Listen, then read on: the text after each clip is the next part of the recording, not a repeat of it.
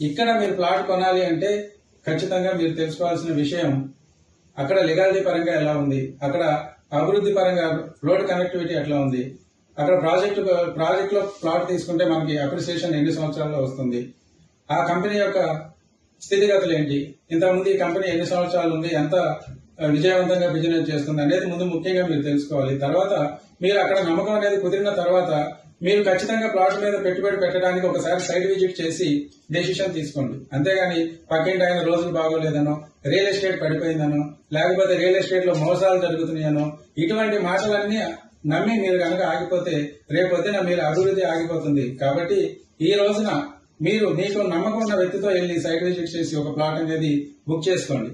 అంతేగాని పక్క వాళ్ళ మాటలు ఎప్పుడూ పట్టించుకోకండి. మనం అభివృద్ధి చెందాలనుకునే వ్యక్తి మనకి మంచి సలహాలు ఇస్తాడు. మన అభివృద్ధిని అడ్డంకిగా మారే వ్యక్తి, మన అభివృద్ధికి ఆటంకాలు కలిగించే వ్యక్తులు ఎప్పుడు మనకి నెగిటివ్సే చెప్తారు. ఈ రోజు రియల్ ఎస్టేట్ పడిపోయింది, ఎందుకు ప్లాట్ అంటారు? రియల్ ఎస్టేట్ ఎక్కడ పడదండి. ఎవరు కూడా ₹1,00,000 కొని 10,000 ఆపి అమ్మినవాడు భూమి మీద ఎవరు లేరు. ఎవరైనా కూడా ₹10 కొంటే వాళ్ళు ₹1,00,000 గజం అమ్ముతున్న వాళ్ళే ఉన్నారు. కానీ రియల్ ఎస్టేట్ ని నమ్మి మోసపోయిన వాళ్ళు ఎవరు లేరు. తెలియక ఏదో తెలియని చోట తెలియని వ్యక్తులు నమ్మి మోసపోతే అది ఆ వ్యక్తి తప్పే తప్ప వ్యవస్థ తప్పు కాదు. కాబట్టి మీరు ఈ రోజు నమ్మకంగా పెట్టుబడి పెట్టండి.